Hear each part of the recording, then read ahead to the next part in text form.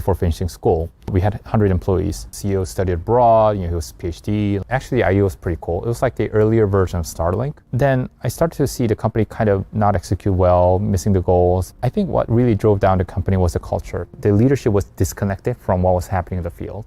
And then I started to see a lot of good people leave first. And people who were a little bit toxic and were not doing a good job, but they were great at selling to their senior bosses, they were getting more power and more roles. I can tell these guys who were playing StarCraft all day long. They were not working. If I were this person, if I were the CEO, what would I do differently? What would I have done differently? And ultimately came to the conclusion, if they had a very strong culture of understanding, empowering, good people, and then knowing what was happening in the company, maybe they could have a different outcome. So when I started my first company and also second company, we started out with a mission statement, set of core values. We do workshops. We try to get the early employees and the management, the founders, to get together, spend maybe a day talking about core values and the culture of the company. And so since then, we've always kind of thought culture was one of the most critical operating system of a company.